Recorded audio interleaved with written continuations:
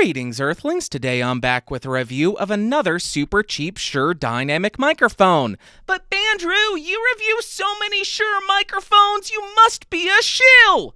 What on earth would make you think that? Bruh. So incredibly ridiculous. Today we are looking at this guy, the Shure PGA48, and if you do want to pick this microphone up, it will set you back only around $34. Like always, I'll throw some links down below. And for this review, I have the microphone connected directly to the 18i20 with the gain set just above 3 o'clock. I will of course not do any kind of post-processing, but I may boost it in post, so check the doobly-doo to see what I diddly did. Now let's talk about what comes in the box.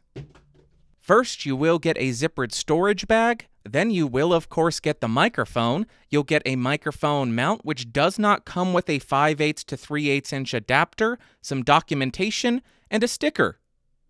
Then, as far as the build, I hate stickers! I hate stickers so much! You thought I wasn't going to destroy you, but I got you! I hate you! As far as the build quality, it does feel really well put together, especially at the $34 price tag. It has an all-metal body as well as a metal mesh grill, but full disclosure, when I was smashing it, it did tend to bend the grill a little bit, so I guess just don't hammer stuff with it.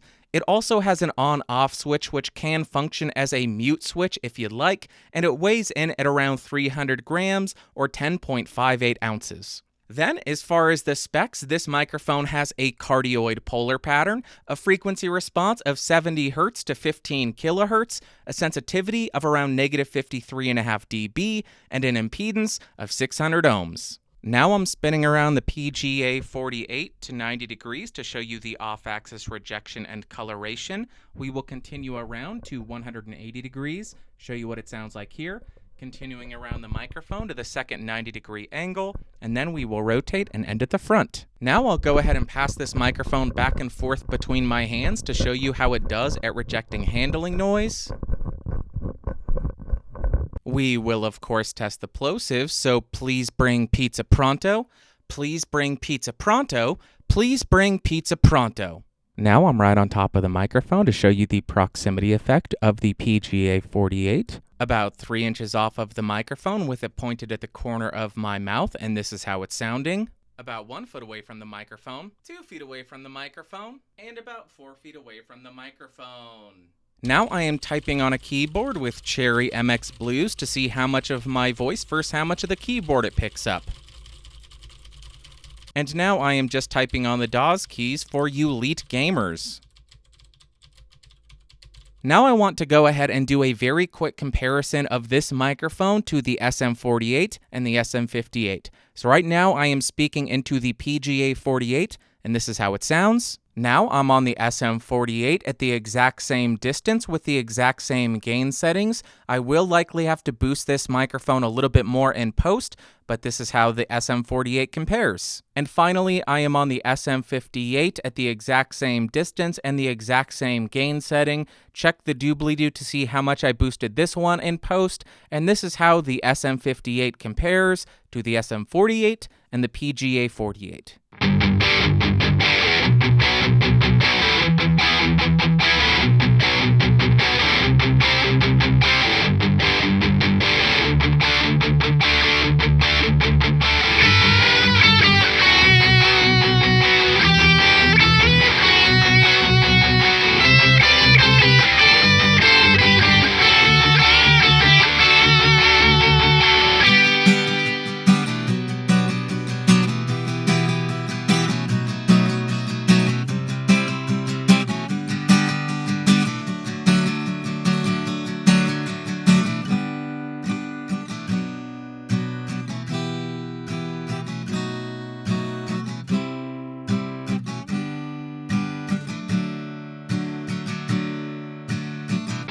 My tank is empty, not much is left to say.